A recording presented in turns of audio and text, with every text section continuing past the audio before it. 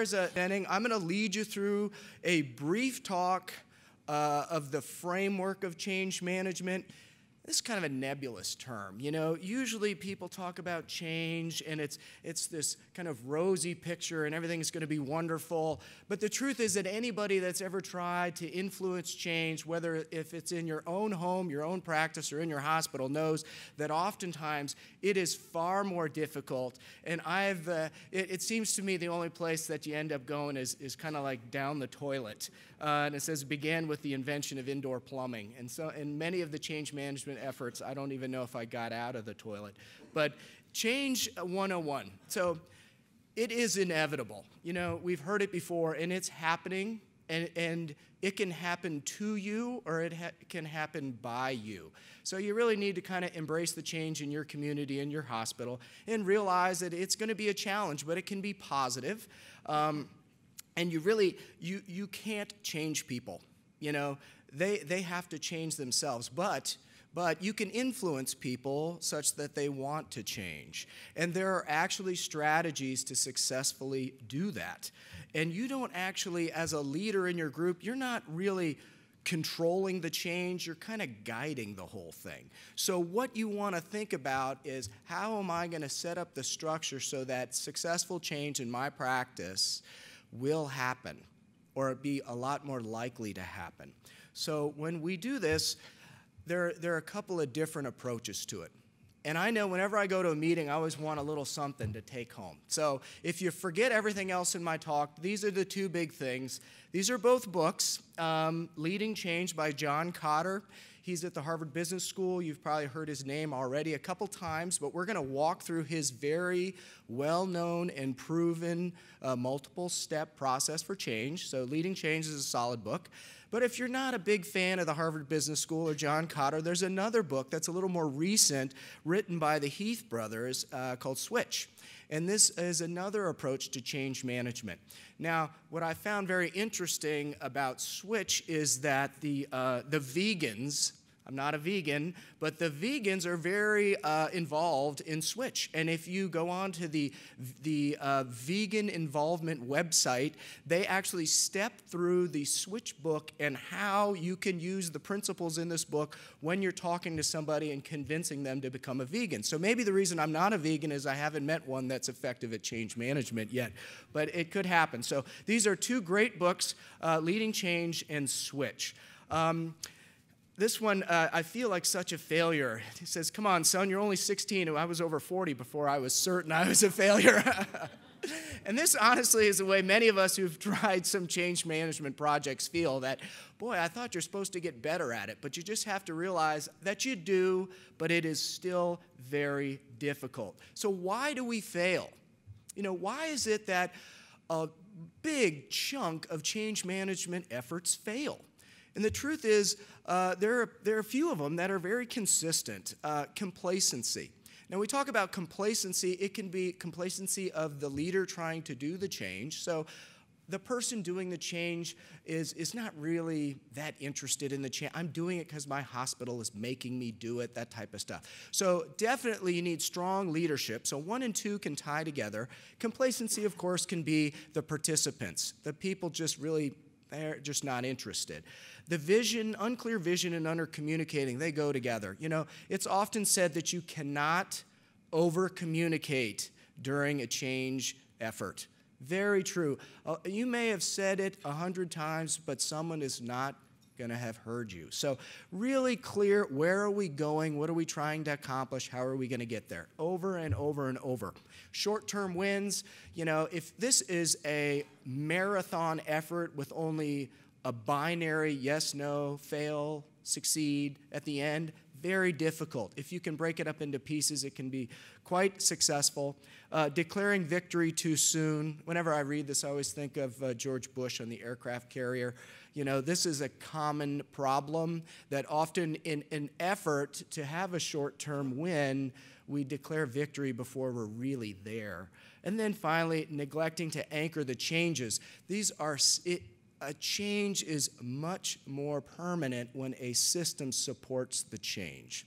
So remember that you have to make the change and then build the system. The system won't lead to the change. And I learned this myself when I had the opportunity to visit Lucy Glenn and her team out at the Virginia Mason Institute, kind of like the mecca of lean for all of you who are familiar with it. So we did the Hodge out to Seattle and went to the Lean Design Institute. We're going to build this big outpatient facility. So I was waiting for them to tell me exactly how to build the building so it would be lean. And I walked away realizing that you have to fix all of your processes and become lean, then build the building to support that process. That unfortunately, their solution would not fix all of my problems. So again, the ultimate solution is going to be to design a system that anchors the changes that you have accomplished.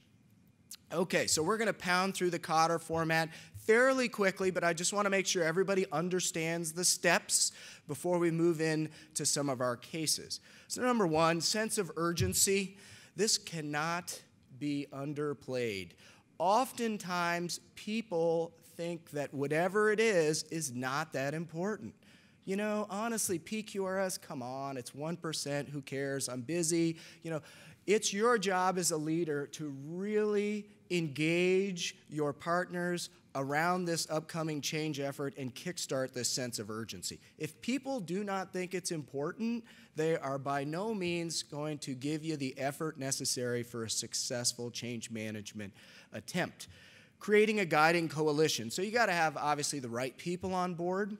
But what's interesting about this, let's think about this. Often the guiding coalition, people immediately say, well, I'm going to just get my senior partners, or I'm going to get the chairman of the department, or whatever. Frequently, the most influential people in your environment have no title.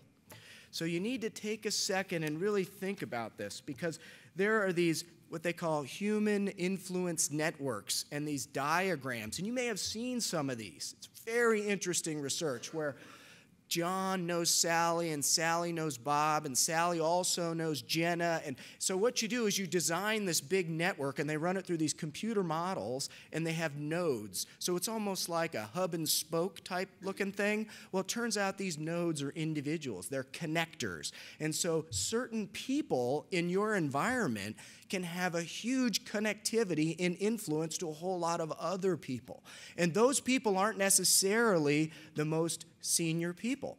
So when you've got a significant change effort, think long and hard about the people you want to win over early. Because you can directly influence people, go and talk to them and pitch them, the whole thing, but you can also indirectly influence people by talking to people that they respect or they listen to. So choose your team very closely and think about those nodes of influence that exist in your practice and also in your environment. Then again, develop the vision and strategy. One of the problems with large institutions especially is a kind of a top-down mantra. You know, the president of the institution says, we're going to do X. Well, you know, sometimes people don't really buy into it, so it's very hard. Now, if you can somehow collaborate with your partners and win them over and give people some sense of ownership that you've come to this decision to do this change together, and have a lot more success. So part of this is an exercise. And frankly, as the leader in your community or in your practice, you may not know exactly what changes need to be made. But if you spend a little extra effort working with some of your partners so that they think they at least had a part in that change, success is much more likely. Communication, the change vision. Pretty obvious here. Communicate, communicate, communicate. What's not obvious is different people are receptive to different types of communication. Now, I work in a department where we have residents, you know, kids, you know, they're in their 20s, and we have curmudgeons that are probably pushing 80.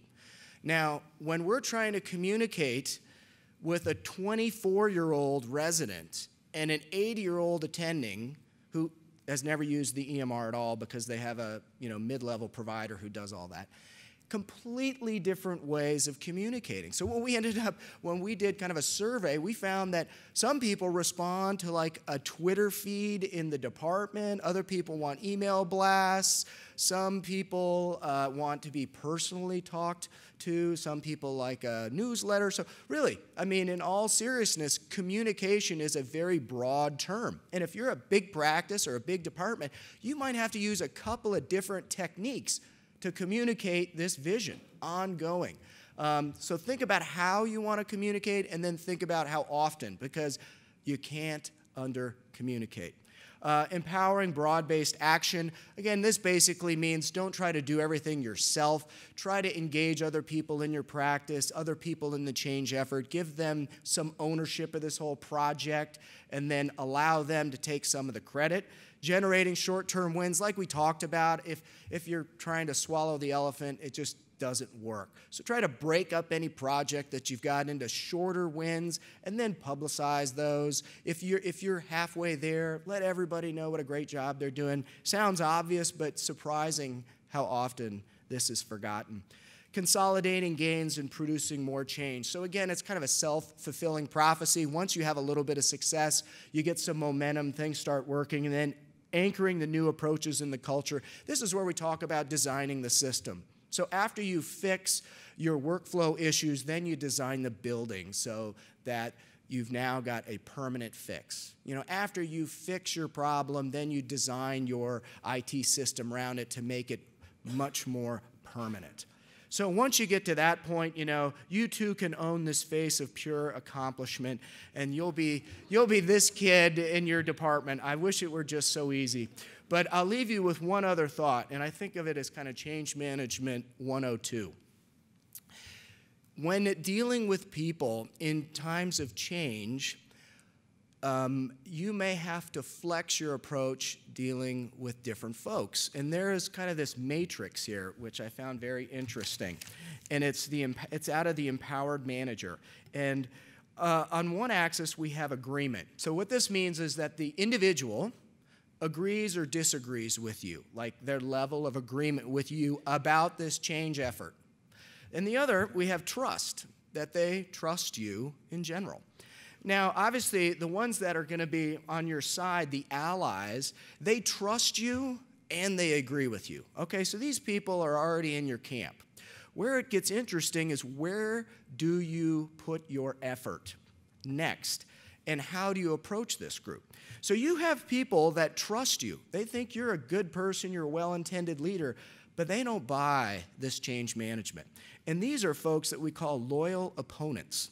Now, these people may very well, if you talk some sense into them based on the project you're trying to get across, they may soon move from loyal opponents to allies. Then you've got a whole other group here that they agree, but they don't trust you. And they're referred to in this article as self-reference. But a lot of this time, these are also self-absorbed people, where they've got this change management effort. Yeah, they agree, but they don't necessarily agree with you or the group, but they see it as far as their own gain. So you can imagine, once you can categorize where people are, how you address them will be differently. So obviously this group, you're going to have to sell them on why it's important to the whole group, why your intentions are good, and try to move them over to the ally group. Well, this bunch here, the loyal opponents, you're going to have to sell them much more on the actual change management and much less on you and the purpose. And then this group, these folks are just tough all the way around, because they don't trust you and they don't agree with you. But the hope is that by converting to the other two boxes, so that you've got 3 boxes for you, you can ultimately either bring these people along or manage them out. And then, you know, the fence sitters kind of are parked appropriately right there in the middle. So this is just something to think about, because when you really start moving through this change effort, your strategy with dealing with individuals or individual groups of people has to flex. So you can follow the framework, but you've got to also be a little bit flexible in there. Okay, so we're going to move on. So there's kind of the basics of change management, and we're going to move on to our next speaker. We're going to learn about money. Can we use financial incentives to make some of these changes? And David Larson's going to take us through this.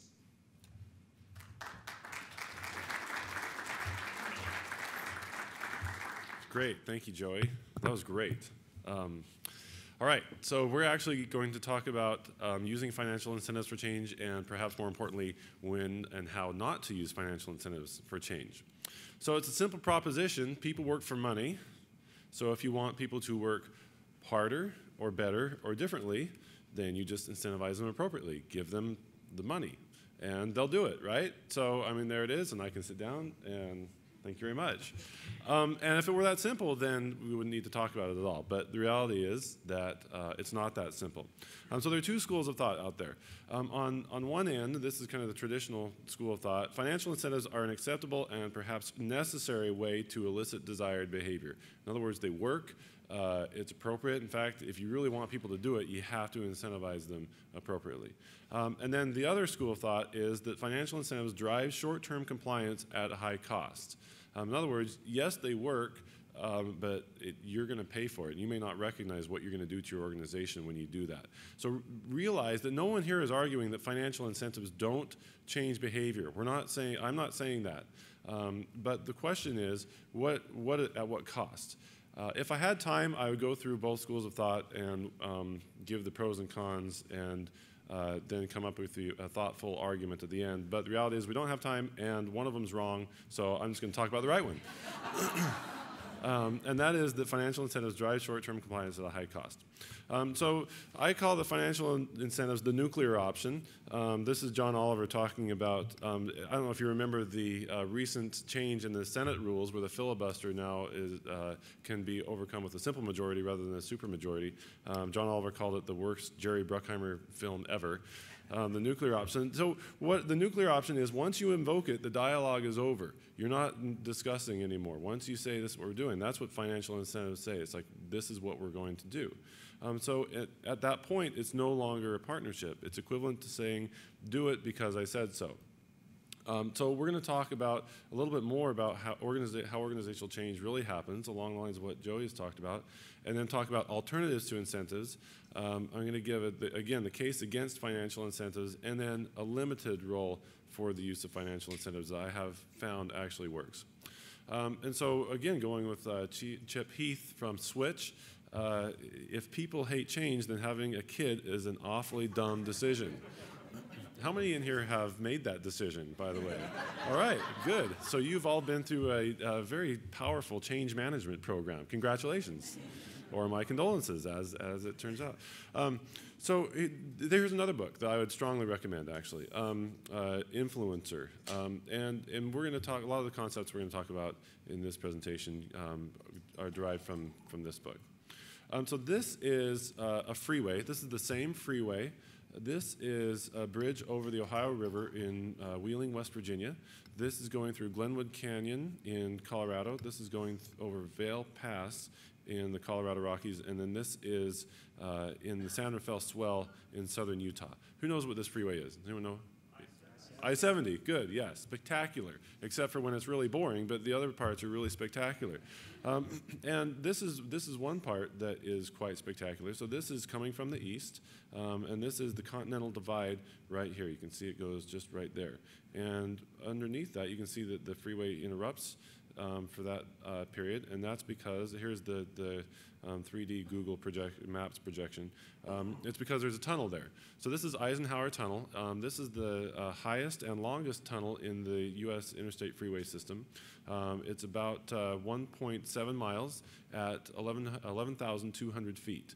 And this was completed in 1979 and allows travelers a way to traverse the Continental Divide. Now there's an alternate route, or what used to be until 1979 the only route, and that is over Loveland Pass, and that goes right over here, and that goes to 12,000 feet. And you can see it adds about 50 miles to the journey. You have to go all the way around down through Keystone and join back up with I-70 over here. So there's the map. So this is what it looks like in the wintertime. That's actually after it's nice and sunny and has been plowed. This is, if you're unfortunate, this is also what it can look like. So it's dangerous. The traffic is obviously a lot slower. It's a lot more tedious to get through over that route, over Loveland Pass, than it is to go through the tunnel.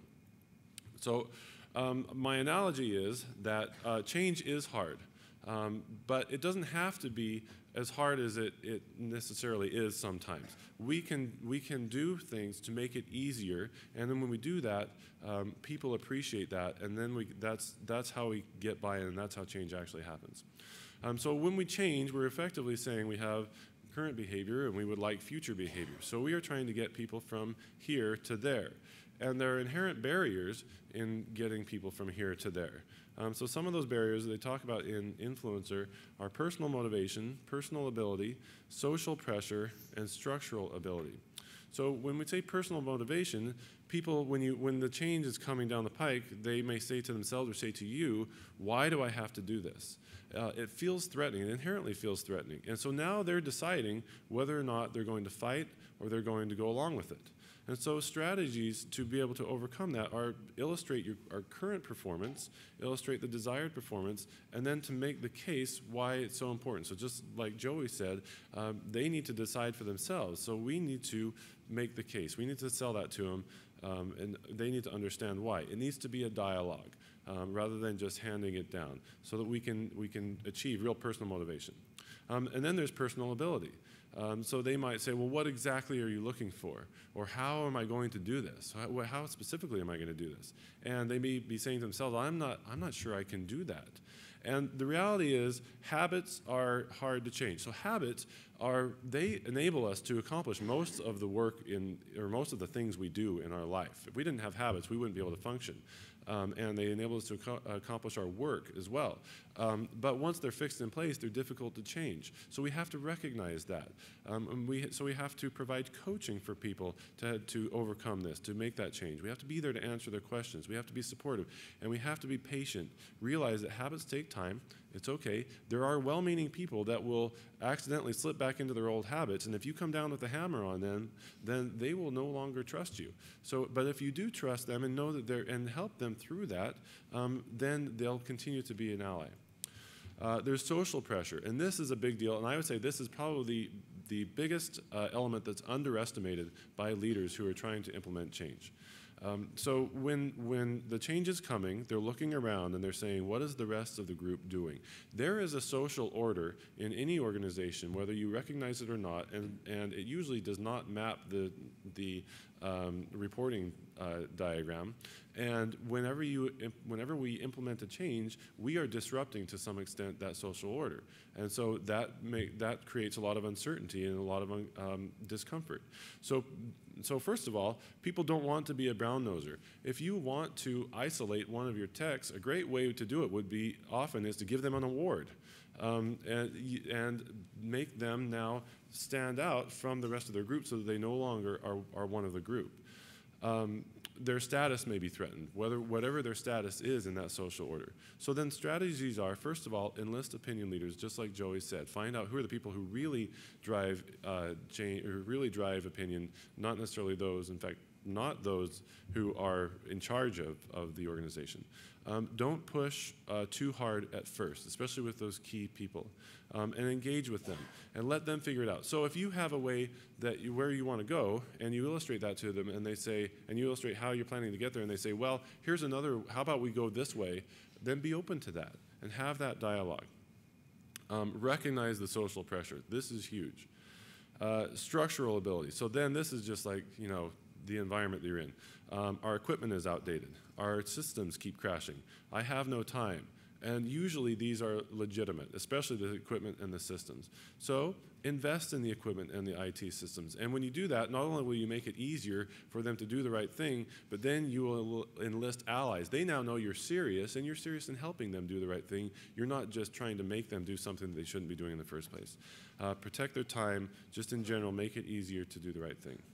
So again, we talked about this yesterday. There is an implicit contract, whether we know it or not, that workers do their best to do the right thing, and managers do their best to make it as easy as possible for workers to do the right thing. So we need to live up to our end of that contract.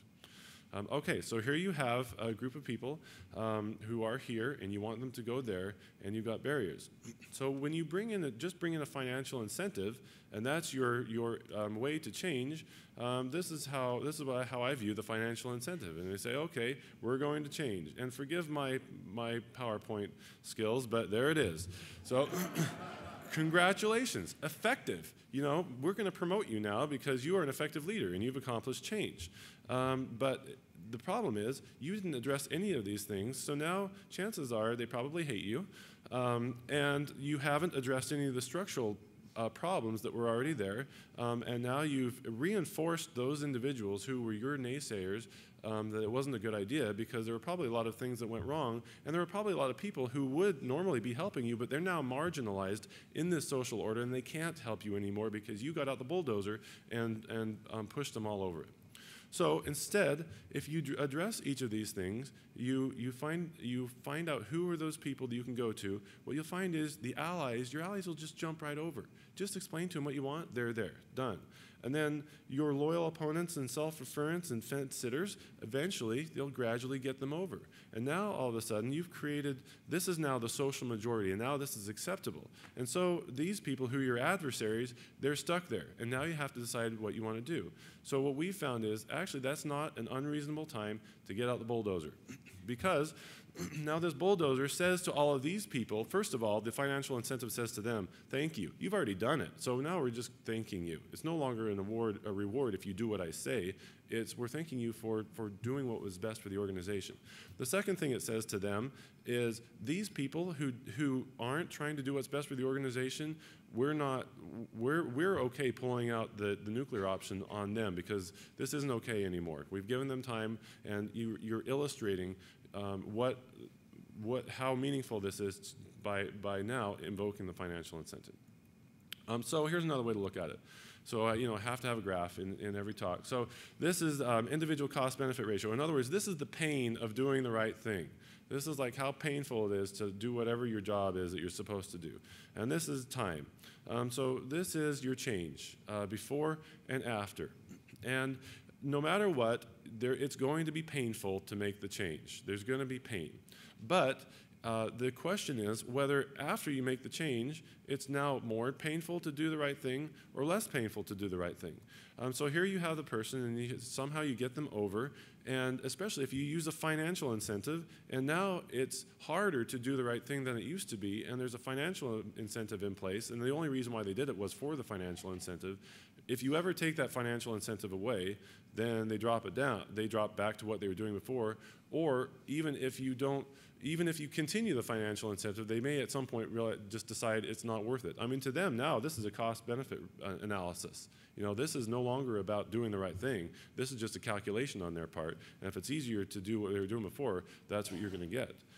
Whereas, if you, however you get them over the change, if you've now gotten them to a point where it's actually easier to do the right thing than it was before, if you use a financial incentive to get them there, then after you take that away, no problem. They're gonna continue doing what they're supposed to be doing because you made it easier for them to do it.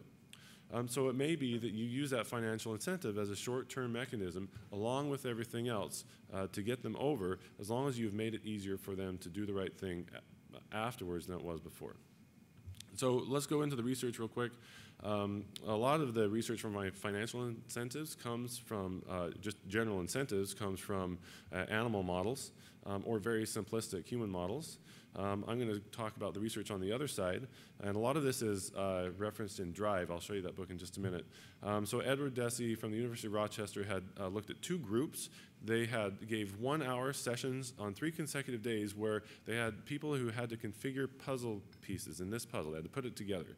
And halfway through the intervention, they were given 8 minutes to say, hold on 1 second, we'll be right back. You can just hang out, and here's some magazines, and you can do whatever you want. And the puzzle was left there. And then they watched to see what they did in the meantime while they had that free time. Group A, for day 1, they gave no reward. For day 2, they gave a reward. And day 3, they took that reward away. And Group B just had no reward the whole time. What they found was they had roughly similar times on the first day. The second day, when you gave a reward, they spent more time to try to solve that. But on the third day, when you took the reward away, now they spent less time than those who never got a reward in the first place. In other words, you kind of robbed from them the intrinsic value of accomplishing a challenge and trying to creatively use their skills. And so it was no longer fun anymore. They felt that it was work, and so they didn't engage in it as much. And that has been replicated. What's the effect on skilled performance? A group from MIT went to India and paid 87 participants to play games that required creativity and skill. A third of them they gave a day's pay, a third of them they gave 2 weeks' pay, and a third of them gave the equivalent of 5 months of pay. The effect was, if we say what the baseline was with those who had 1 day's of pay, compared to that, there was no improvement for those who had 2 weeks' worth of pay, and it made it worse for those who had 5 months' worth of pay. So, in fact, there's a negative correlation between the amount of incentive that you give to someone and their performance when it comes to skilled performance. So it makes you wonder about our incentive structure for highly paid executives in the corporate world, which we won't go into any further. So what about ethical behavior? A group in Europe looked at women donating blood. In group one were given no compensation, and another group were given compensation for it. And what they found was when they started compensating people for giving blood, they did it less frequently, because now it was no longer an act of kindness that they saw. This was now, again, a calculation of cost-benefit analysis. Alfie Kohn is an author who has addressed this. This is a couple decades ago, actually. He authored the book Punished by Rewards, and his main contention is that rewards are the other side of the same coin as punishment, and it has the same effect. It's just the different way that you manipulate people. That they rupture relationships. Rewards ignore reasons, often that are legitimate. They discourage risk-taking, and they reduce intrinsic motivation. So I would recommend reading Daniel Pink's Drive. This is relatively new, and he talks about 7 problems with carrots and sticks, very similar to Alfie Kohn. And that is that they tend to extinguish intrinsic motivation, they diminish performance, they crush creativity, they crowd out good behavior, they encourage cheating, shortcuts, and unethical behavior, they become addictive, and they foster short-term thinking. Daniel Pink's contention is that they result in compliance and not engagement. So compliance may work well for simple, straightforward, repetitive, tedious tasks, something that don't really require a lot of creativity or skill or engagement. And they're actually relatively effective. So that's where a lot of the literature has been historically on rewards, especially financial incentives. If you pay people to do something, they tend to work harder and faster. Well, those are tedious tasks. If you want something that requires creativity or cognitive skill or engagement, or somebody to actually go the extra mile, they're counterproductive. You will get worse behavior than you would if you use other methods. So here are a couple of examples that we used. This is our structured reporting project that we did at Cincinnati Children's Hospital.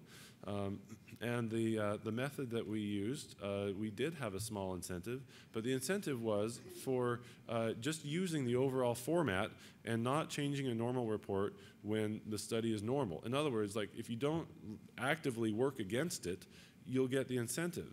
And so on the back end, then we engaged with them. We sat down. We spent many, many hours drafting these reports, going back and forth about what they could agree on.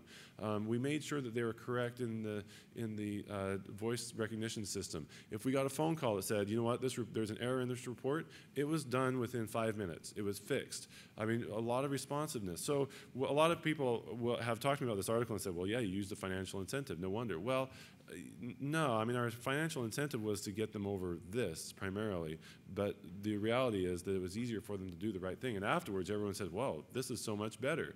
I didn't think it would be. Well, we knew it would be, but we also understood that there's a cost to making that change, and we helped them through that. Here's another project that we did. This is soon to be published in AJR. We looked at, and Chris actually talked about this yesterday, looking at the history that was provided to us through the technologists. We asked our techs to go the extra mile and get a couple of extra points of history to make sure we had a complete clinical history of the patients who were coming to us. So this is interesting. This is what we did, but we did not use an incentive of any kind for this, a financial or an evaluation incentive, during the project. But after we reached the goal, then we did incorporate this into their performance evaluation. But we said to the technologists, okay, you all get together. Here's your performance. Here's your overall performance. And now at this point, they knew their individual performance. You all get together and you set the goal. You tell us. We had like a high and a low. If you met the high, you got exceeds expectations. And if you're below the low, you had needs improvement. And in between, you were fine. And we said, we only have two conditions. Number one, that it be reasonable. And number two, that you decide as a group, but they're applied individually. And they did it. And it worked very well. And there were only, afterwards, it stayed high, and no one complained that we were trying to manipulate them. Again, it was, for them, it was now easy. They knew they could do it. They were already doing it, and it wasn't a problem. So when we talked to HR about this, they thought they were crazy. We were crazy. We wanted to put this in their performance evaluation for something they were already doing. Like, oh, that makes no sense. They're already doing it.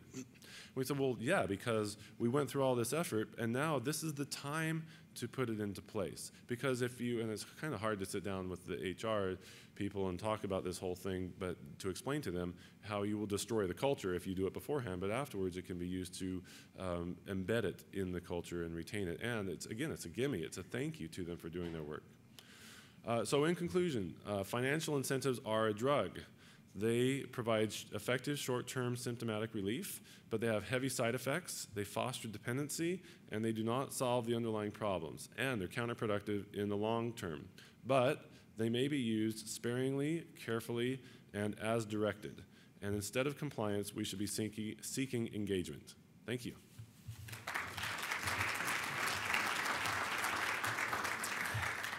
David, that was excellent. So I'm going to tell my teenagers that we are seeking engagement and no longer supporting any of their financial desires. But it's interesting. When I did a little research on change management, I tried to find the expertise, and that's kind of where I got into the Heath brothers a little bit. But there are experts in change management everywhere that you can learn from. And my yard guy is a tremendous change manager.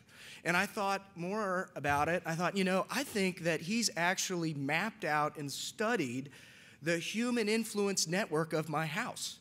Because at the center, the node in the center is my wife, and she connects to the neighbors and to the relatives and the rest of the community. And then she's tightly connected with my oldest daughter, who I'm convinced is connected with about 1 million high school kids in the city of Houston. And then the other bridge is to my youngest daughter, who's connected to the dog because she feeds the dog.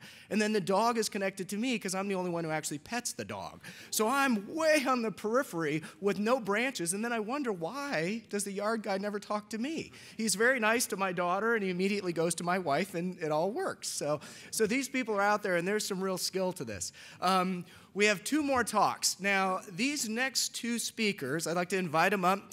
Rod Owen and Peter Rickey are going to give some case studies of real-world examples of change management. And I encourage you to stand up, ask them questions, interrupt them during or after their talks. These people are real experts on leading change in radiology organizations, and it's an opportunity for them to share their expertise and for you also to ask them plenty of questions. So we've got some time. Please engage them. So let's see, who's my first? I'm going to advance the first slide. All right. So next we have Dr. Owen, who's right here from Scottsdale. So welcome. So, okay, tell me how to use, just roll the mouse. Yeah, you can click the left one is Got it. forward, and All right. the right one is backward.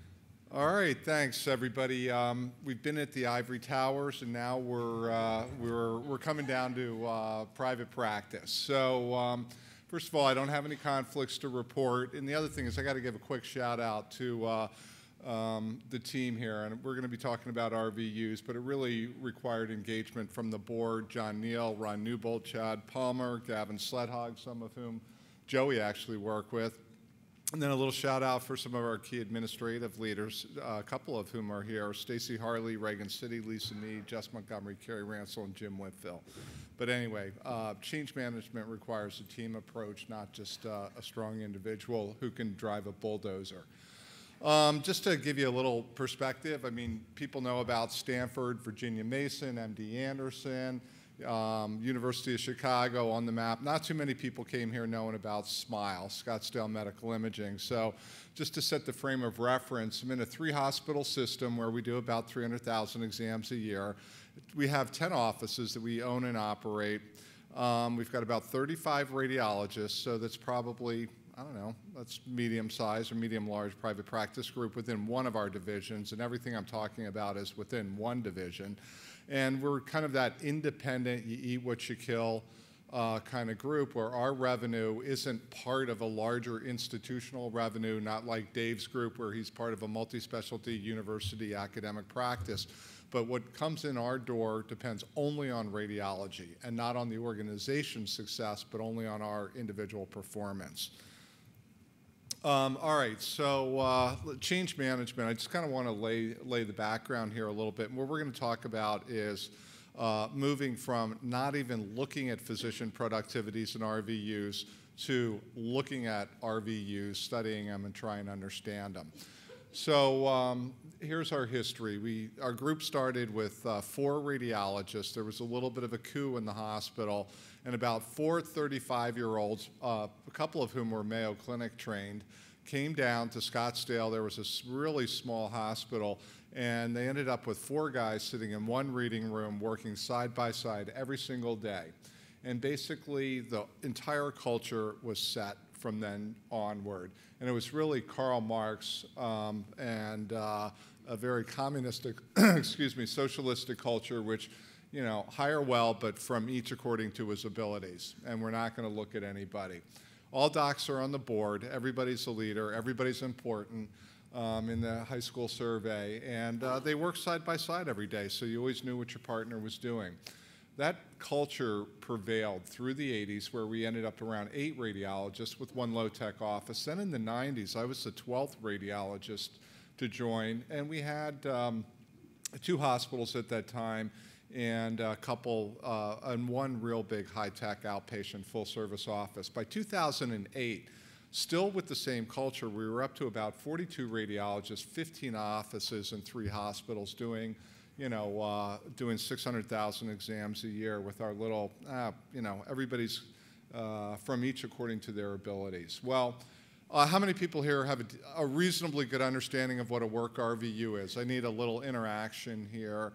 All right, so just super quickly, there's a couple components to RVUs, relative value units. There's the total RVUs, and then there's the physician work component. So usually when people are talking about measuring radiologist productivity, what they're really going to is a Medicare and AMA defined table that has converted everything that we do into a work RVU unit. And that's actually how you get paid in radiology, and particularly by Medicare. Medicare publishes a conversion factor, which is how much they consider 1 RVU worth, and it floats around, and it's been in the 40s, and it's been in the low 30s, and it's around 35 now. And then you multiply that dollar amount times the number of work RVUs for your professional services. And so for a CT of the thorax, it's around for you to read that, it's around 1.2 RVUs. You get $42. A chest X-ray, you know, $8 because it's 0.22, and an angio, $63 for that component. All right, so change management. First, you got to create a sense of urgency. I'm going to tell you 2 stories. We eat what we kill, and this is our sense of urgency sort of got created for us. After the Deficit Reduction Act, and as you go through the years, this is 2009 through June of 2013. This is the total number of dollars per RVU getting paid to physician. We pay our bills first, then we pay ourselves. And if you can look, that's about a 20% decline. And if you want to create a sense of urgency, start cutting everybody's paycheck very heavily.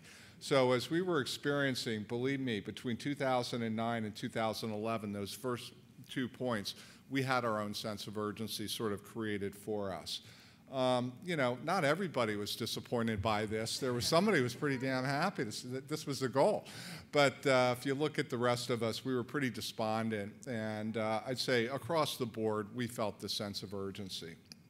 All right, so the next thing, change management.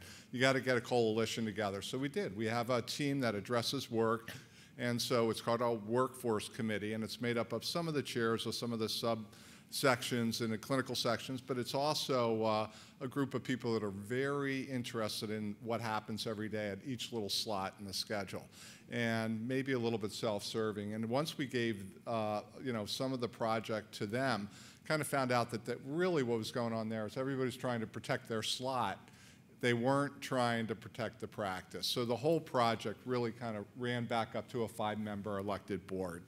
The tools that we put together were, we had a great chief information officer along with other people.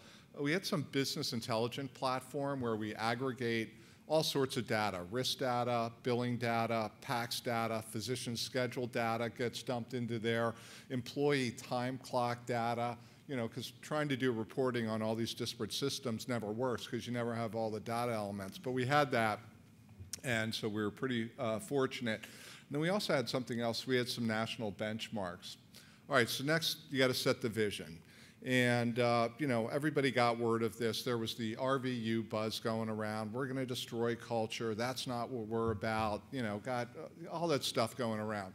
So finally, we basically had a group retreat about every 18 months, 12 to 18 months we have one, and the entire focus of a weekend retreat was on how we're going to address productivity. And it was really a time to both communicate the vision and refine the vision. The board had a pretty good vision of what we thought had to happen, but we wanted the shareholders to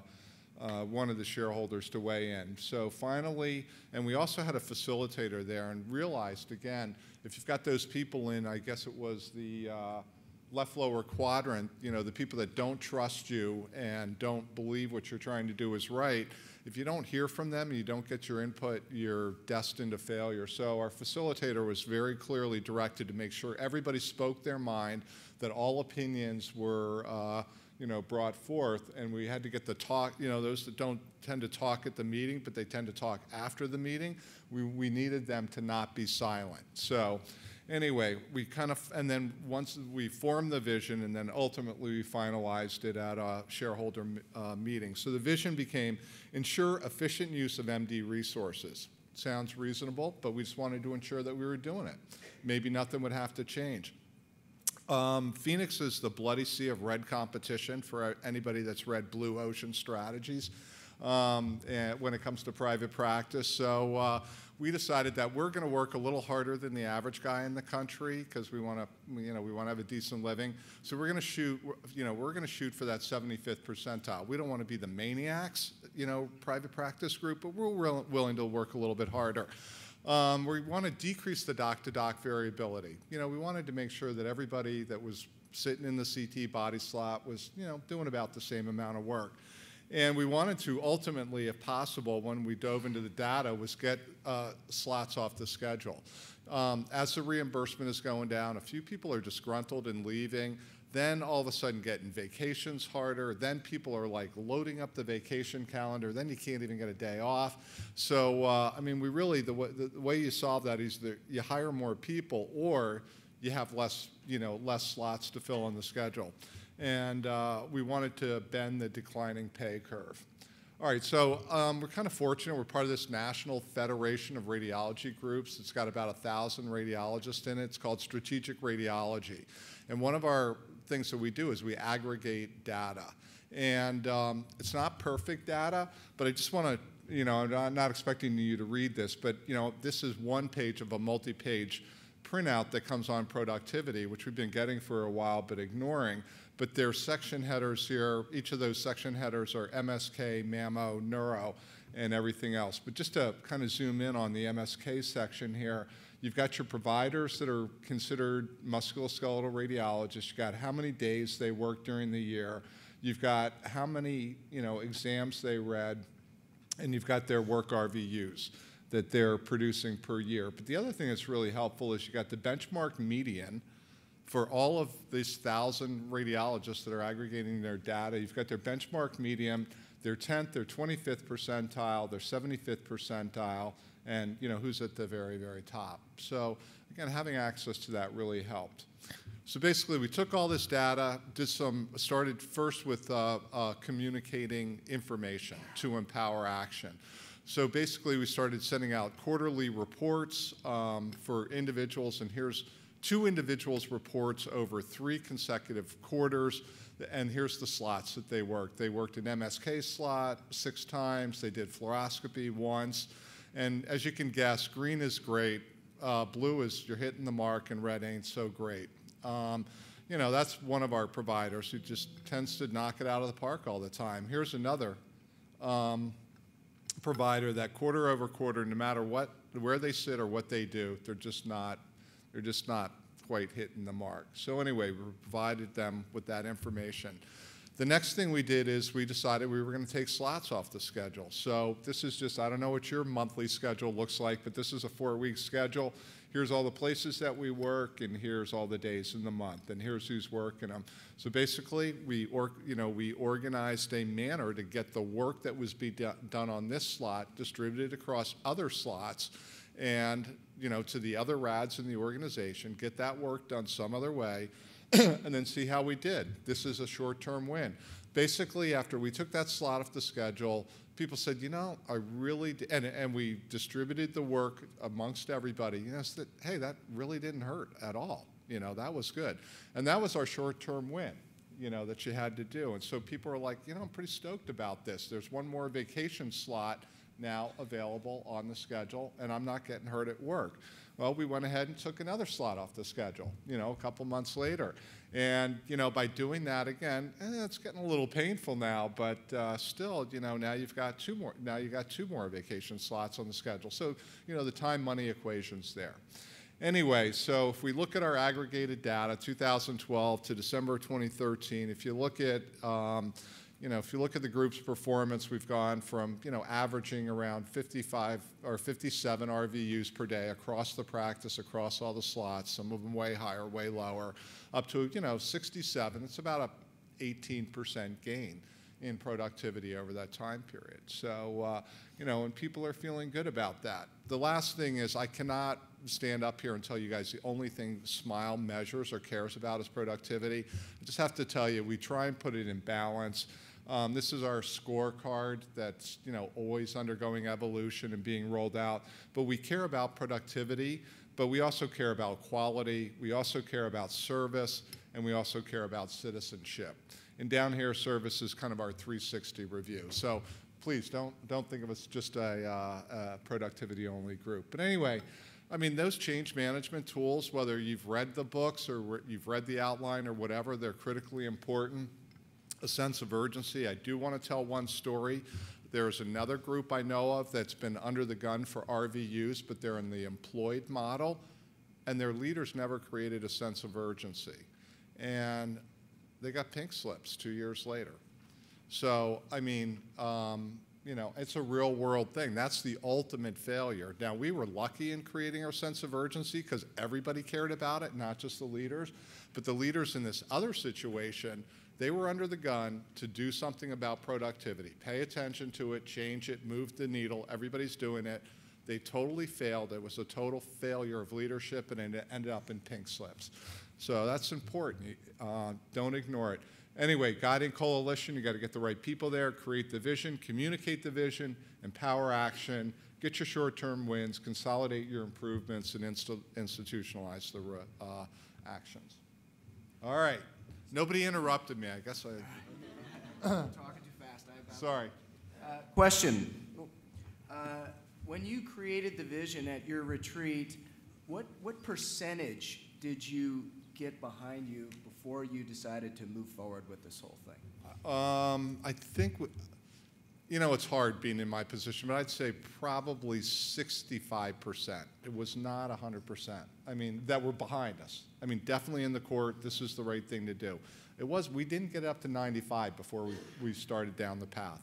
Yeah, I think that's an important point. I know a lot of people in practice feel like they're partners and it should be a full democracy, but at what point do you have to make a decision? Peter, do you want to comment? I know that you've had some experience with this. I don't know if there is an exact percentage. I think it's just sort of, as a leader, you sort of fly by the seat of your pants sometimes when it feels like the time is right. And sometimes it takes a little longer, and I'll kind of explain what happened with our voice recognition project. It wasn't until the second time we brought it to the group that we actually got enough buy-in to go forward with it. And Rod, how did you deal with the issues that we often hear of cherry picking, and I read all the difficult cases, and everybody always calls and wants my consult, you know, blah, blah, blah. Yeah, and again, we offer a fair amount of latitude. We're not overly draconian. It is not punitive yet. There's no punitive structure in there yet. We've really moved, I'd say probably went from 5 outliers to maybe 1 or 2. You know, so we're just dealing with the bare minimum there. And then the cherry picking and stuff like that, it's, you know, it's pretty heavily discouraged. And I think on here, in terms of citizenship and service, you were doing 360s on each other. If I feel like I'm being cherry picked against, when I get to fill out your 360, I'm going to put in there, I don't like the fact that you're cherry picking my RVUs. So there's other ways for that feedback to come other than just in the RVUs. So if you get an A under productivity here, but you get a D- under citizenship, you still got a D-, and we're going to do something about it. What about, as you went through the process, how did you make sure that, especially those people who were the silent ones that you talked about, how do you make sure that you had their pulse, and especially when you have people who tend to like to speak up, often negatively, whether or not they represent, you know, sometimes, especially in a leadership position, you can be isolated from that and think you know what's going on, but you don't really. So what did you use to do that? Well, in my leadership position, I mean, I've got some allies that are, I mean, they're not secret allies, but that, you know, people I can go to and say, hey, what are your constituents, you know, thinking? What are they feeling?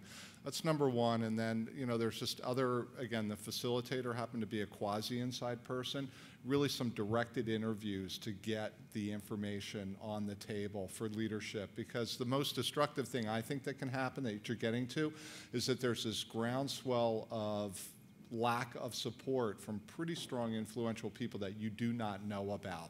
And that'll undermine any project. Is that? Yeah. It seems like...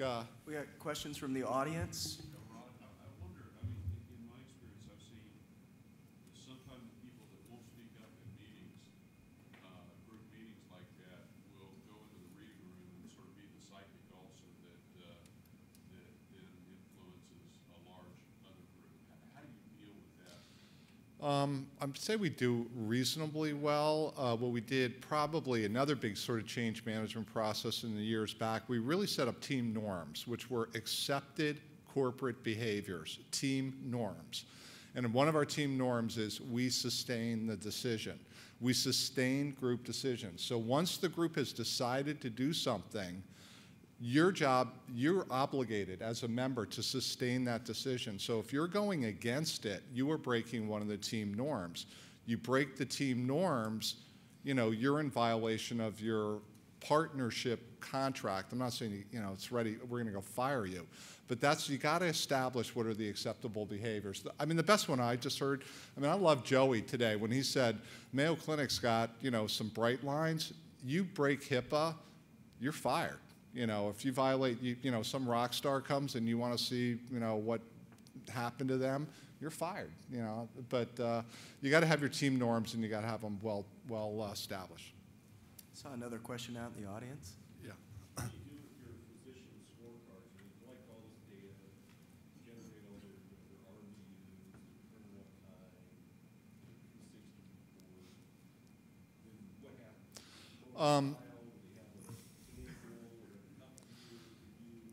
Yeah. What do you do with people who can't be within whatever your arbitrary standard for RVUs is? If they're a standard deviation below, if they're 2 standard deviations below, they're 3 standard deviations below. Yeah. Okay, just so everybody, basically the question is, wait, how do you distribute the information on the scorecard? And then 2, what do you do with outliers? Basically, nutshell, that's the 2 questions. One is, this is under evolution. Each of the pieces there have been out, you know, the 360s and so on and so forth. It's basically been, we've got a professional conduct committee and a board, and those are sort of the 2 leadership you know, 2 leadership entities that deal with these sorts of things. You know, thus far, we really haven't had to have major intervention. on any of those behavioral issues that we've talked about. We've been pretty good about coaching people through things. On the RVU thing, it's gone to basically one-on-one discussions, and then probably ultimately going to have people work some extra shifts just to sort of alleviate their obvious feeling of guilt. And I think most of those shifts will be on weekends or sometime when everybody else doesn't really want to be working. But I mean, again, it's like, hey, you know, everybody's kind of carrying the load here. We want you to carry a little extra load. Haven't implemented those yet, but that's what's next. So how transparent I mean, is it, for example, does everybody else know my work RVUs, or just do I know them? You know, I only showed you one tool because it was only a 20-minute presentation. The other thing is for every shift, I'm one of the MSK RADs. I get a little bar graph because I'll tell you the stats when it comes to work RVUs is unbelievable. That's not normally distributed. I mean, we're doing I'm telling you, we spent a lot of time on this. But anyway, I get a bar graph for that quarter, where I am on the bar graph and where my other partners are. So you know what your data is relative to everybody else's, but you as a group member doesn't know everybody else's data. And we make it so, now there's been discussions about that. I'm of the belief that if there's information, just publish it to open it up after a while. I'm not winning that battle. But so everybody sees how they perform relative to everybody else. And then again, the board is all seeing. Another question I saw there?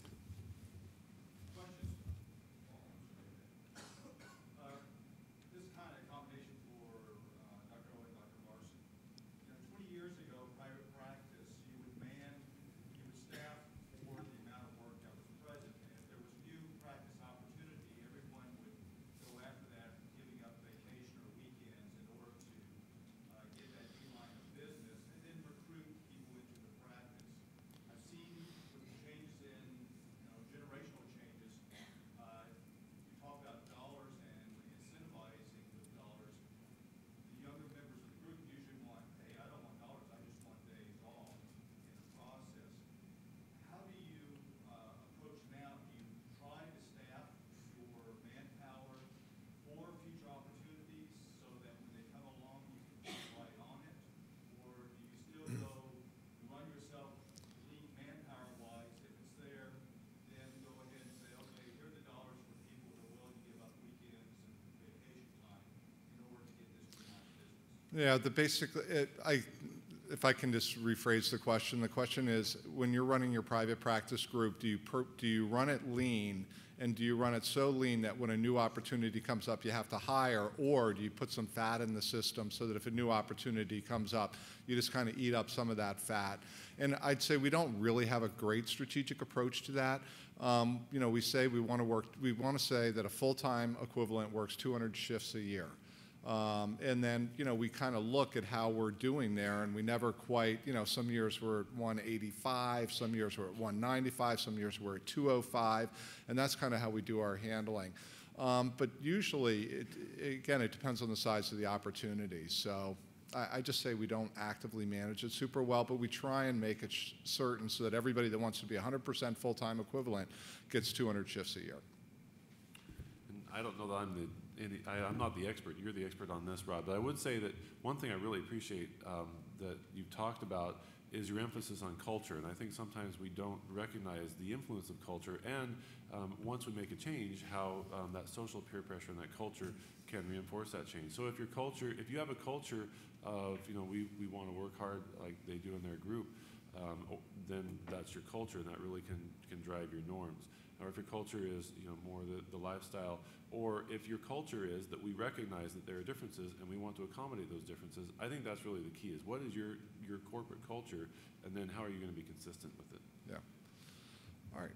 I'm going to turn it over to Peter. We'll take one last question. Okay. How do you handle the cross-section of age demographics? The traditionalists and the baby boomers have a very different approach to the work ethic than the Gen Xers and the Gen Yers. Right. The traditionalists and the baby boomers do whatever it takes. The Gen Xers and the Gen Yers don't need to make a sweeping generalization. Come in at 7, leave at 5, I'm done. Yeah. I'm on my vacation, I want to make partner in 5 minutes,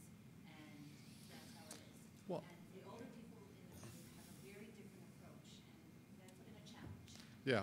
So the question, just for those that couldn't hear it, you know, the older gray-haired guys, they basically, being a doctor, their career, their company, and their private practice is their life.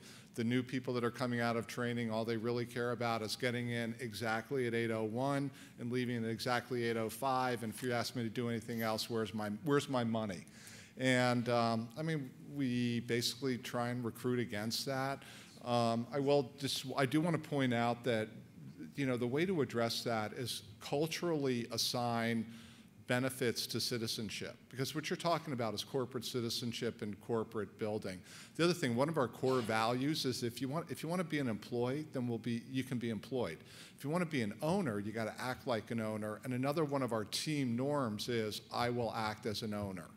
Okay, so you put that together with, hey guys, you're going to get a grade on citizenship, and if you're not pulling your load, you're going to get a C there. You know, if you're not willing to go to that quality meeting that's at 5, even though that's when you want to watch your TV show, then you're going to fail citizenship and you're not going to be a good partner.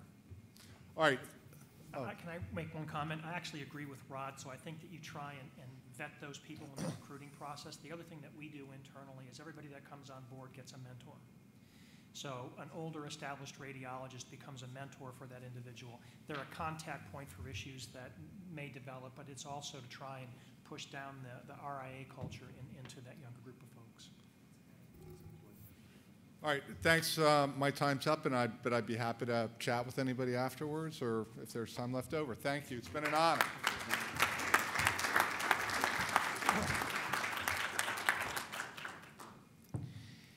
So as you can see from the slide out here, I don't follow convention. So just to get things right out there, I am the second child. My part in this is to kind of walk through a change management dilemma that we had. I'm the president of Radiology Imaging Associates in Denver, Colorado, and I've been the president of RIA since 2005, and I won't claim to be an expert on change management. I think if I'm an expert in anything after 9 years in this role, it's encountering and now recognizing the barriers to change. So our issue is, let me set the background a little bit. Several years ago, we, as a group, came to the conclusion that in order for us to survive in the new healthcare world, we actually had to grow. And so there was a group retreat and a mandate that we wanted to become more of a regional healthcare provider. And one of the barriers that we identified right out of the box with becoming a regional provider was our current workflow. And at the time, an RIA radiologist's workstation, when you sat down at it, had a bank of 7 monitors in front of you. There were actually 6 work lists and 5 dictation mics sitting on the desktop in front of you. And so one of the things that I concluded was that in order for us to achieve the group's mandate to grow, we had to fix that. So I actually approached the group and said, I think here's what we need to do. And in order to meet the group mandate for growth, we need to simplify the dictation system. And in order for us to do that, we need to own it. And I was roundly shouted down in the meeting that I was an idiot and there was no way we were actually going to do that. And some of the internal resistance that I encountered as part of this was, the transcription is the hospital's responsibility, it's not ours. We'll have to bear the cost and the burden of editing. Voice recognition is horrible. It's just horrible, and it's not going to recognize our speech accurately. It's going to slow us down, it's going to make us less efficient. So initially the project went nowhere. And I hadn't read any of Cotter's books prior to us trying to change this. And in retrospect and looking back at this after Joey asked me to do this, I think we got a couple of things right. So after kind of getting kicked in the teeth, I sort of sat back and figured out, okay, what do we need to do to actually get this done to make this better? So first thing was to establish the sense of urgency, Cotter's step 1. And by the way, if I could modify Cotter's framework, I would add a step 0.5 or 0.5. And that first step to me it's part of the step of being a leader. It's recognizing the need for change. Before you can create the sense of urgency, you have to recognize that change is necessary. Change The idea for change doesn't have to come from the leader, can come from anywhere in the organization, but it's the leader's role to take those ideas, find the ones that actually have merit, and then start this change process. So creating that sense of urgency, overcoming the internal resistance, here's how we actually did it in our situation. We were getting complaints from hospital administrators that our report turnaround times were actually not adequate, and the security of our hospital contracts is actually extremely important to us, and if you've got an unhappy customer, that contract is at risk. So we ended up sharing that information with the partnership and saying, hey, we have unhappy customers here. Second thing is we brought in an outside expert. It's one of the things, if you read Cotter's books, sometimes you have to bring the outside in. You bring an outside expert in to help create that sense of urgency. So I don't know how many of you know Paul Chang. One of our former radiologists was actually a close friend of Paul's, contacted him and said, would you be willing to come down and talk to us? And Paul agreed, brought him down, bought him a nice dinner. He spent a little time before our group meeting that night and actually looked at our workflow. And the very first thing he said in the meeting was, you all are insane. You're insane, this workflow is badly broken, and whether you realize it or not, you're putting yourselves and you're putting your patients at risk, because which dictation system do I actually have to pick up and do what with now? He said, you need to change this. So we brought the outside in. Rod mentioned Blue Ocean, and Blue Ocean Strategy is kind of an interesting book. Part of the problem that we have in organized radiology is organizations are trying to commoditize us, and so we actually looked for what else could we potentially do with this. And the Blue Ocean Strategy for us was, if we own this dictation system, what are the other business opportunities that actually creates for us? And so we had an internal discussion within our board and within the group about what were the business opportunities that owning transcription could create. We discussed how patient care and service improvements would allow us to be best in class. It's something that we talk a lot internally about in RIA. How do we become best in class? And then finally, we discussed how others, VRAD, Imaging Advantage, other national radiology providers were already doing this. We had this kind of discussion at another group meeting after Paul was there, and the group agreed that, you know what, you're right, we need to actually do this. It was actually kind of entertaining. After Paul finished his session with us that night, I had several people come up to me afterwards and said, you know, you told us about this 2 years ago, why didn't you get it done? And I kind of scratched my head and said, well, because you all said no. So anyway, bringing the outside in that particular instance actually helped us. We have two constituencies, if you think about it. We have an internal constituency with the radiology group, and then externally we also have hospital providers. And for the hospital providers, this was also a big change. And so we had to get them on board as well. We did that by actually convincing the hospital administrators that we could improve the turnaround times that they had been complaining about. But if we were going to do that, our radiologists really had to benefit as well. And so we could do that by letting us own the transcription system. That was, I think, got us part of the way there. What really got us there, these are business people. They're really concerned about their bottom line. When they realized that we could actually save them money as part of this process, they were willing to actually give it a try. So the conclusions: overcoming resistance, current work state was too complex, increased the opportunity for errors, wouldn't allow us to grow. Others were already there, we were behind. Business opportunities actually outweighed the cost, and the group consensus was we needed to move forward. Hospital administrators concluded, I think the bottom line was we could actually save the money. So next step in Cotter's framework is to establish a guiding coalition. We actually did that. We took individuals from around the practice that were IT savvy, made sure that each individual section, each of the individual subspecialty sections in the group were represented on the group. We appointed a IT savvy long-term RIA shareholder who had a track record of successful completion of other projects to be the head of the committee. Again, we made sure that there was representation from all the key stakeholders, so the radiologists, the RIA systems team, the RIA information technology team, and actually the hospital IT staff had representation as well. Yes? How much time did you give them in order to accomplish this? We gave them a timeline, and I don't remember off the top of my head. How much time, I mean, did you compensate them for not working? The guy who was the head of the committee got some business days to actually do this. The other people that were participants in the committee had smaller pieces in the project, and they didn't get any additional time. One of the things that we did was we mandated that the coalition mandated that we were going to use standardized report templates for absolutely everything that we did. And so each individual member had a job for your section, meet with your section and create the templates, but no extra time to do that. We created a vision, next step, and we wanted to be the leader in imaging services in our marketplace. Everybody was on board with that, had been on board with it for a while, so there really wasn't much of a change that was needed there. To do that, to be the imaging leader in our markets, we had to be more than just good at interpreting the imaging studies, and we needed to demonstrate our value back outbound to the hospitals, to the market, to the referring physicians. To demonstrate that value, we needed to become an imaging data company in addition to providing good imaging services.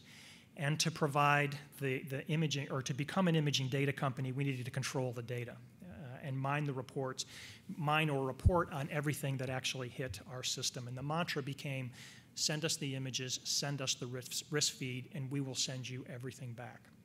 So in short, our goal was, at the time, the vision was to control all aspects of the imaging pipeline, and we started it with VR. Question? Yeah. I know you service multiple different hospitals and hospital systems. Was there some concern because all of a sudden now you're controlling data over multiple systems? Yeah. So, in fact, I don't know if it's in here somewhere. Yeah, it's actually on this slide. So if you look at the bottom bullet point, I kind of left it off. When we started this, the idea was we were going to start small because we wanted to make sure that we could actually do this. And we provide services for very large hospitals, we provide services for medium-sized hospitals, and we provide services for small hospitals. The initial goal was to actually start with the small hospitals.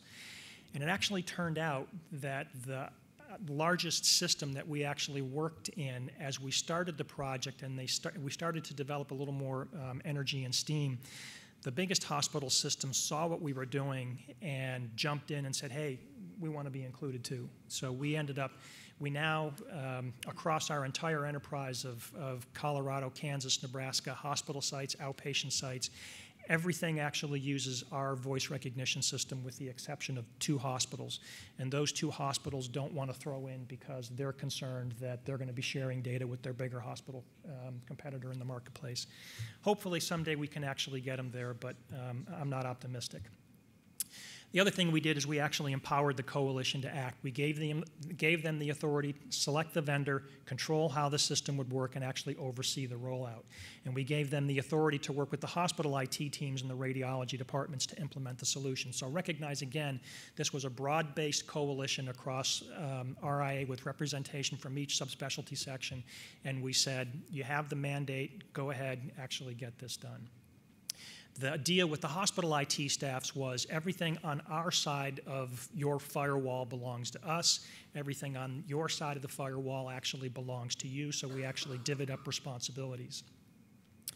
Then we started, once we went live, actually flipped over, we used PowerScribe 360. Once we actually flipped over, we publicized the immediate improvement in turnaround times. Again, it's recognizing short-term wins.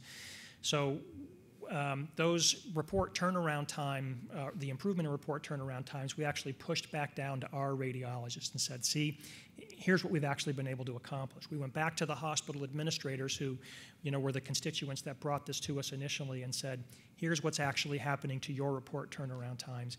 And we reported it outbound to referring docs. The administrators loved it because one of their biggest headaches went away. The complaints from referring physicians inside the hospitals stopped. Referring physicians loved it. We actually sent our marketing staff out to kind of get feedback. And one of the pieces of feedback that came was, this is phenomenal. I actually don't order studies stat anymore because you guys now turn them around so quick that there's no need to order anything stat. We gave all that feedback to the radiologists to kind of further reinforce that we were on the right track. And we published our self-editing rates to our hospital partners. We currently self-edit in excess of about 95%. Actually, in truth, it's closer to 98%. The stuff that doesn't get self-edited is complex interventional reports by and large. So from an outcome standpoint, it's actually done several different things, which I think are really important. Number one, it's improved our relationship with our hospital partners, which in turn secures or helps to secure our professional services agreement. We saved them a ton of money, largely by decreasing their transcriptionist pools.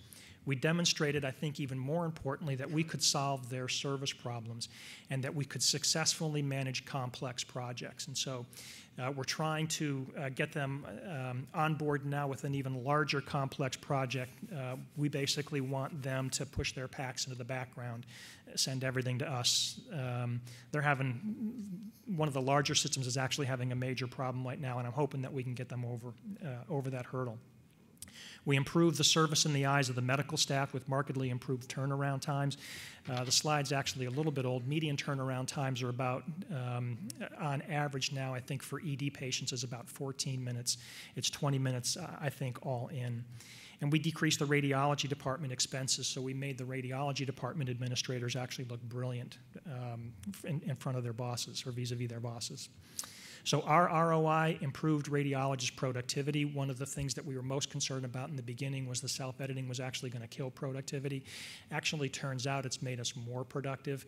Using the standard report templates for everything has helped a lot. The other thing that we discovered after the fact is if everything uses a standard report template, when that patient comes back for a follow-up study, rather than having to read through a free-form dictation to find where the meat was on the prior study, everything is mapped out. You need to you know exactly where you need to go to see where the issues on the old reports were.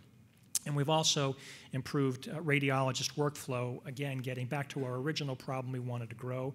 Since 2009, when we brought this on board, we've actually added 10 hospitals across several different states, Colorado, Kansas, Nebraska, and each one was with the proviso that we'd love to work with you guys, but you have to use our dictation solution, you have to use our PAC solution.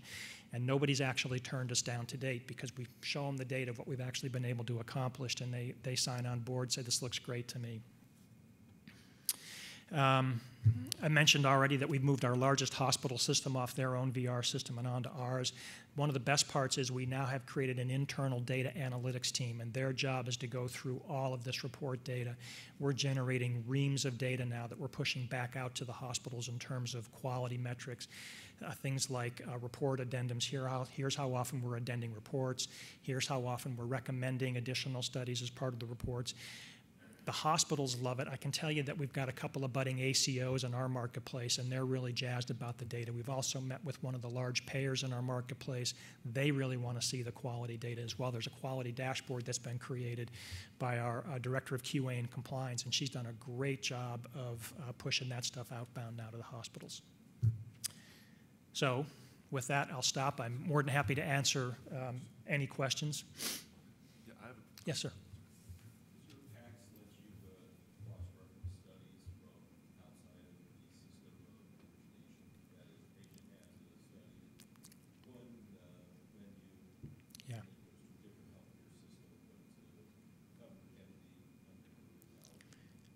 Correct. There is. It actually creates a master patient index in the background, and there are rules established within that master patient index for several different levels of how you recognize and adjudicate whether or not it's the same patient. So if they move from the inpatient environment to the outpatient environment or vice versa, in theory it recognizes it. We have our two major hospital systems that we work with in the Denver metro area don't use that system. So if they move between our outpatient sites and those two systems, we're kind of dead in the water. The other smaller sites, yeah, it will recognize them. Yes, sir. How are you handling the cost factor for the private practice groups that want your reports to go into their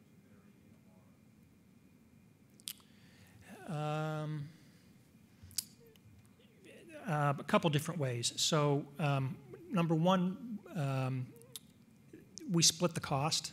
We actually work pretty closely with Tom Greason in DC, and Tom's kind of mapped out for us what is a strategy that allows us to be compliant with Medicare rules and regs, so that we are not offering, so we don't run the risk of a charge of annulment. So there are guidelines that allow us to pay for a percentage of what that is. Some private referring groups won't pay their share, and for those individuals we don't connect. We have outpatient competitors in the marketplace that do.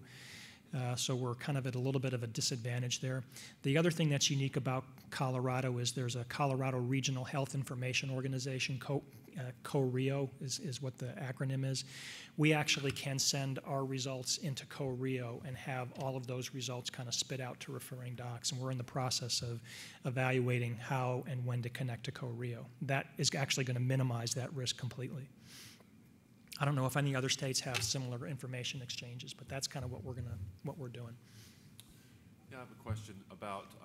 I wonder if you could comment on your the infrastructure and the behind-the-scenes work. It looks like you put in a lot of work that maybe a lot of people don't recognize. I mean, just getting your packs together and the voice recognition, but then also your data analytics. Sounds like you had a big team and a lot of effort behind the scenes. Can you comment? Yeah, it's one of the benefits of the size and scope. You know, a lot of smaller groups are not going to have the resources that we have. So, you know, our IT team, I think, is 12 people. Our systems team is closer to 20.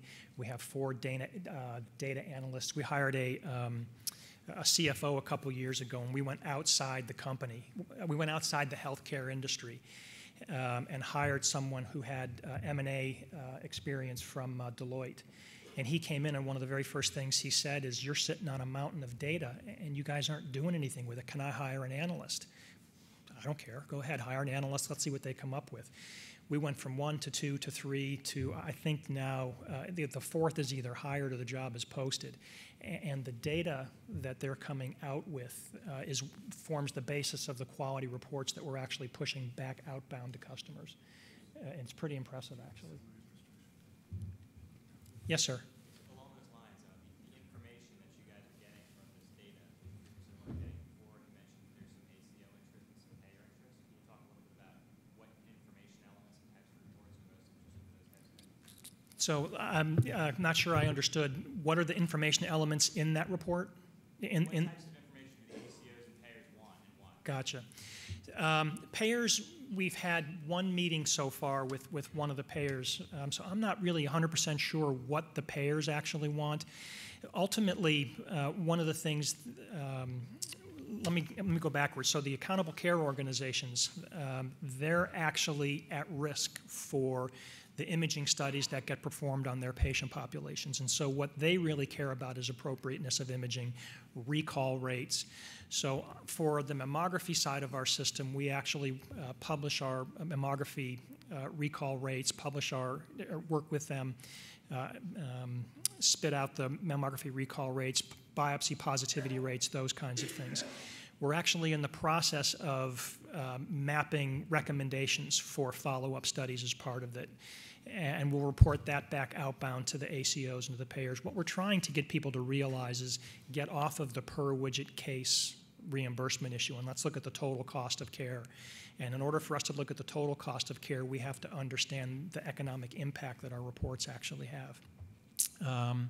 The hospital providers are all about quality data. Everything that they can demonstrate to Joint Commission that demonstrates the quality of the radiology services is what really matters to them at this point. So the hospital dashboard is really mostly about quality. It's about report turnaround times. It's about peer review results. It's, I don't know, there's 9 boxes, and I'm drawing a blank on what their dashboard actually looks like. So it's going to vary depending on the customer. I think we're going to start to wrap it up. Peter will be here after if you have additional questions. Thank you.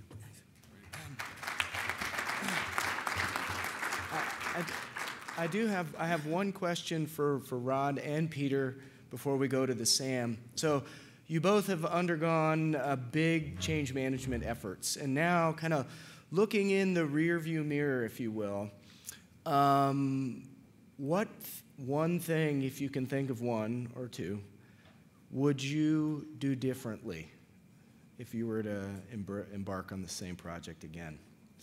You know, from my standpoint, I think Cotter's right. I think 50% of change efforts fail with step one. You don't actually adequately create the sense of urgency. And it's what happened to us when I first brought the voice recognition project to the group. You know, they said no. I think you have to create that sense of urgency that they need to recognize. It's time to change. Ryan? I'm not sure. I mean, I've told you a successful change management story. I probably could tell you a failure, and they fail for different reasons. You know, I happen to pick a success. I guess that's just my nature. No, I mean, lessons learned. You gotta get a critical mass on board, and you know, to spend your time. I mean, all of us are busy. To spend your time battling a battle that likely can't be won. There's enough other things that you can do in quality, process improvement, and stuff like that. And you just got to tell yourself, look, even though you're right, you're being bullheaded, move off of that and move on to something else. Excellent. All right, well, we're going to wrap it up with our SAM. Let's see here. So, first question. According to John Cotter, successful change management should begin with creating an effective vision, building a guiding team, creating a sense of urgency, or empowering people to act.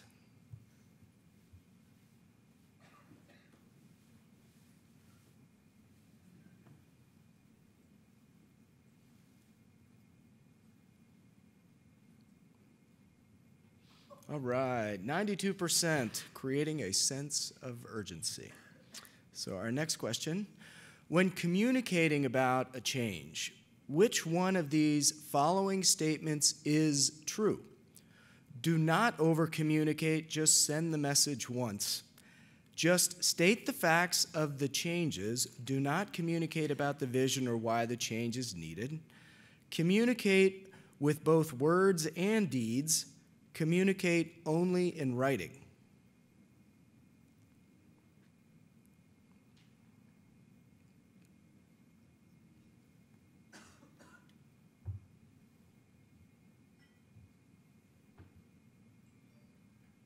All right, 98%. You know, it's the last session, so we want to throw you guys some lobs here, so you go home feeling good. Next question. Which of the following is not a reason why rewards tend to fail, according to the author Alfie Kohn? Rewards rupture relationships based on mutual respect and goodwill. Rewards ignore root causes of a problem. Rewards reduce individual intrinsic motivation. Rewards encourage risk-taking.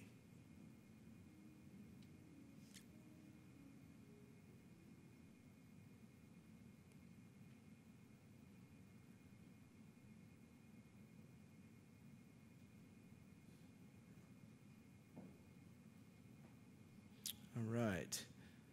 49%, coin flip on that one. Rewards encourage risk-taking is incorrect.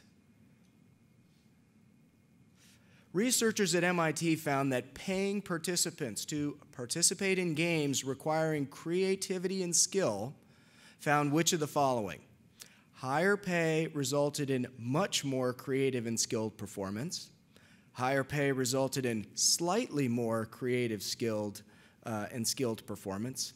Higher pay resulted in less creative and skilled performance, or higher pay had no effect on creative and skilled performance.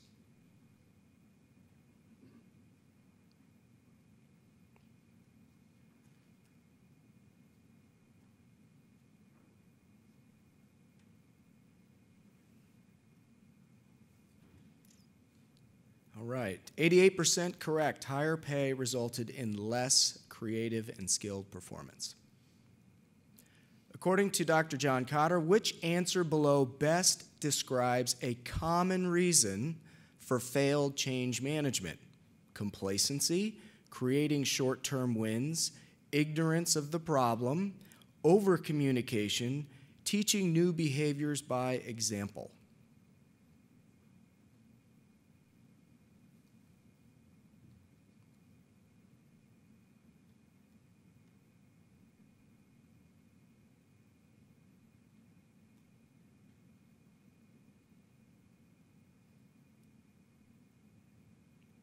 82% complacency is the correct answer.